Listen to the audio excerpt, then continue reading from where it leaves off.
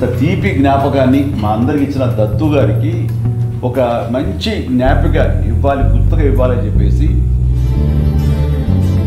రామారావు గారు కృష్ణుడి వేషంలో ఉండి పాంచజన్యాన్ని ఊరుతున్నది ఆయన బ్యానర్ వైజయంతి. దాన్ని ఆయన చేతికి అందివ్వాలి ఎందుకు అనిపించింది, అది దేవుడు బొమ్మలు చెక్కినటువంటి మంచి బాగా ఇది ఉండే సినిమా అది.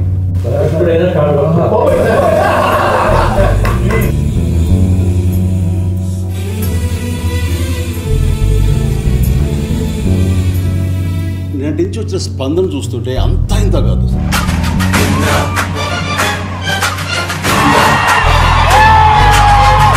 ఏదో ఫస్ట్ రిలీజ్ లాగా ఉంది. అప్పుడు పెద్దవాళ్ళు చూశారు, వాళ్ళ పిల్లలు మా నాన్న ఇంద్ర చాలా బాగుంటుందని చెప్పారు, బట్ ఇంతకంటే బ్రహ్మాండంగా ఉంది ఇంద్ర. వీరశంకర్ రెడ్డి అనగానే ఒక ట్రాలీ చేసాం. వీరశంకర్ రెడ్డి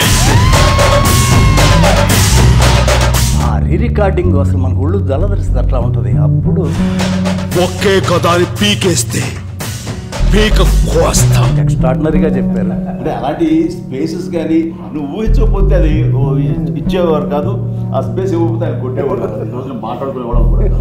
అట్లా పిల్లలు అప్పుడు మా నాన్నతో మేము సినిమా చూసాం, ఇప్పుడు మా పిల్లలతో మేము సినిమా చూస్తున్నాం. ఎవరో అన్నారు, ఇదివరకు నాన్న వాళ్ళ పర్మిషన్ తీసుకుని అమ్మ నాన్న పర్మిషన్ తీసుకుని వెళ్ళేవాడి, ఈ రోజున అమ్మ నాన్నలు పోయి మా పిల్లలు తీసుకువెళ్తాను అని. ఒక చిన్నపిల్ల అయితే సినిమా చూడలేదంట, వాళ్ళ నాన్న వేసే డ్యాన్స్ చూస్తున్నారు థియేటర్లో. ఇది నాన్నకి ఏం పోయేగానే వచ్చిందమ్మా ఇలా డ్యాన్స్ చేస్తాడు, మోకాళ్ళు ఒకట్లేదు, దాయి దాయి తమ్మకి ఏదో స్టెప్ ఏంటో చెప్పేసి.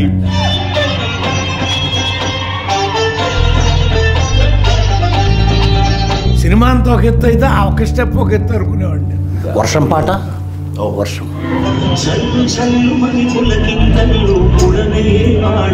ప్రతి క్లాసులోనూ ప్రతి ఒక్కడు నిన్న సీసాలు పట్టుకెళ్ళారు, వర్షం పడతారు థియేటర్లో సార్. తడిపిస్తారా?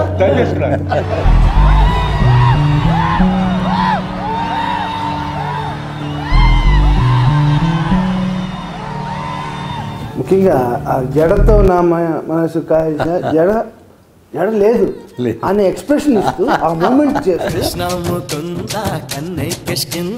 జడతో నా మనసు లాగేసిందా కాదు మరి జడ మల్లె పువ్వులు అని కుదరదా, ఏదో ఆ డ్రెస్ ఏదో.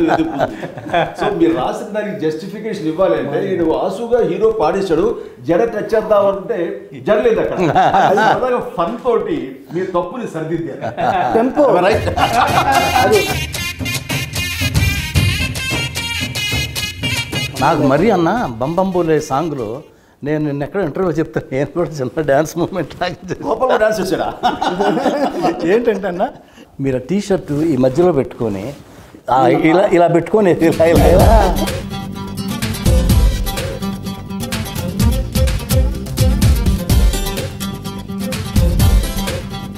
ఆ బంబంబోలే మాత్రం అది జీవితాన్ని జన్మకి ఒక పాట అంటారు, అలాంటిది నాకు ఆ రిథమ్. ఈ మధ్య విశ్వంబర్కి మేము బెంగళూరు వెళ్ళాం కంపోజ్కి కీరవాణి గారితో. వెళ్ళిన తర్వాత ఒక భక్తి సాంగ్ ఏదో కావాల్సి వస్తే బంబంబోలే లాంటి సౌండింగ్, బంబంబోలే లాంటి ఒక వైబ్రెంట్ సౌండింగ్ తోటి కావాలని విశ్వంబర్ డైరెక్టర్ అబ్బాయి నిసిస్టర్ పట్టుబట్టి ఇస్తానయా నీకు అని కీరవాణి గారు చతుర్థంగా ఇచ్చారు.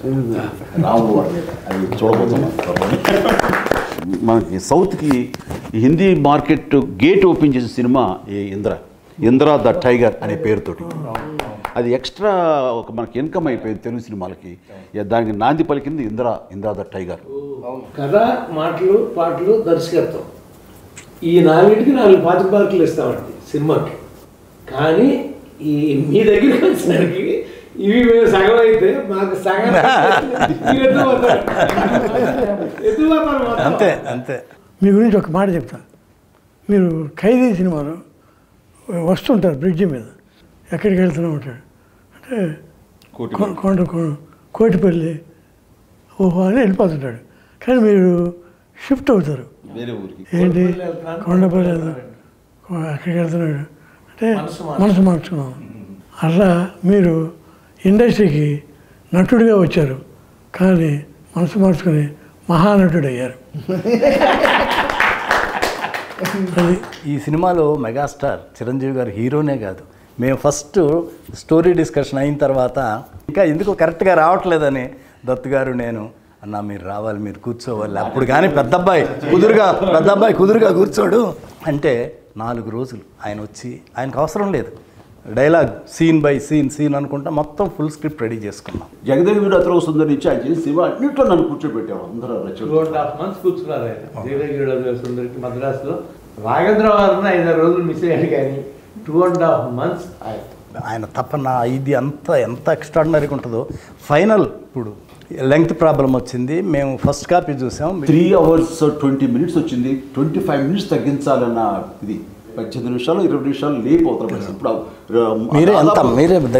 మేమంతా అనుకున్నాం మిమ్మల్ని ముందు కూర్చోబెట్టి మేము ఎవరో ఏం మాట్లాడకూడదు అని పర్ఫెక్ట్గా ఆ లెంగ్త్ ఇన్పుట్స్ అన్నది ఎవరు ఏమి ఇస్తారో తెలియదు, ఎలాంటి సహకారం లభిస్తుందో తెలియదు.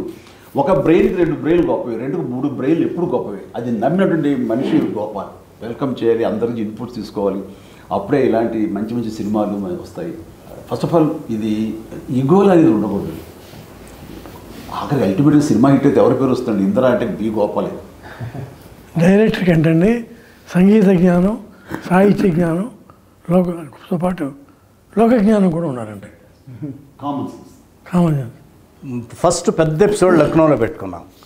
షౌకత్ అలీ ఖాన్ కొడతా ఉండేది, కట్టేసి కొడతా ఉంటే అక్కడ ఒరిజినల్గా అక్కడ డైలాగ్ దెబ్బలు తిని కామ్గా వెళ్ళిపోతారు, డైలాగ్ లేదు అక్కడ.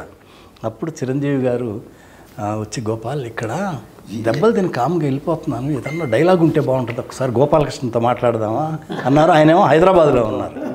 అప్పుడు చెప్పారు గోపాలకృష్ణ గారు, చిరంజీవి గారికి ఇది ఫోన్ ఇచ్చాను, తప్పు నా వైపు ఉంది కాబట్టి తలదించుకొని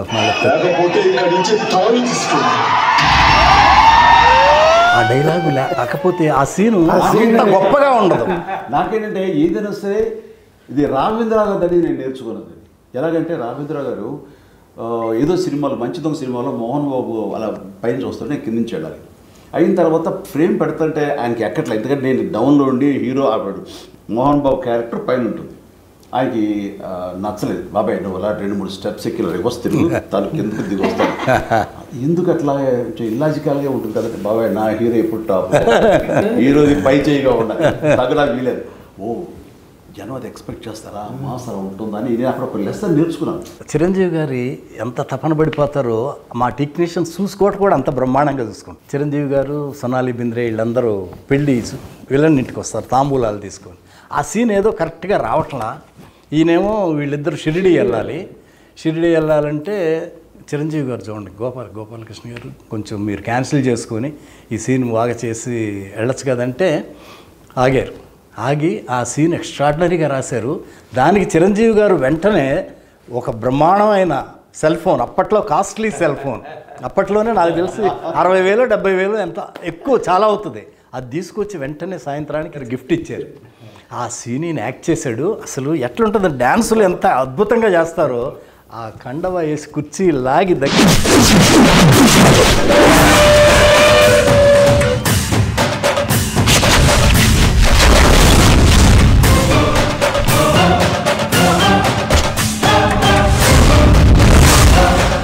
సింహాసనం మీద కూర్చునే అర్హత అక్కడ ఆ ఇంద్రుడిది, ఇక్కడ ఈ ఇంద్రసేనుడు.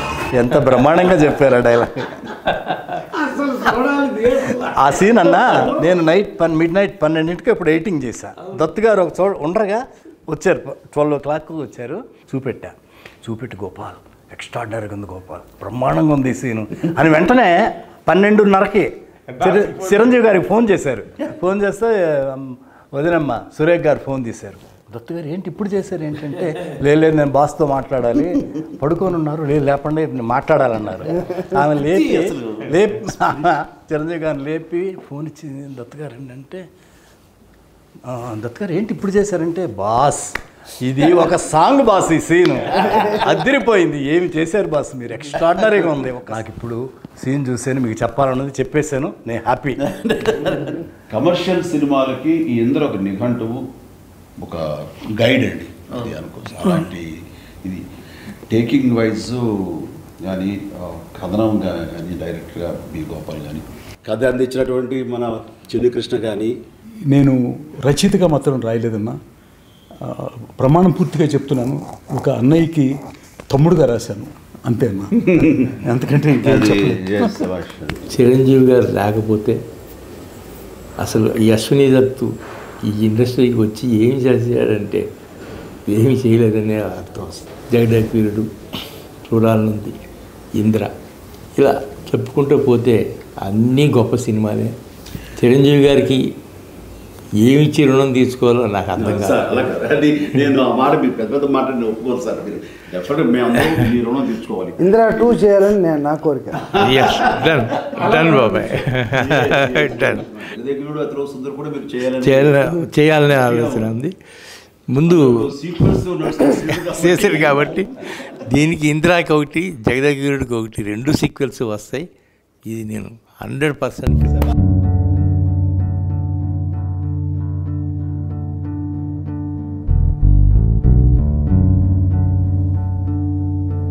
రాననుకున్నారా, రాలేననుకున్నారా, 22 ఏళ్ల తర్వాత వచ్చిన మళ్ళీ అదే ఊపు, అదే ఉత్సాహం, అదే అద్భుతం.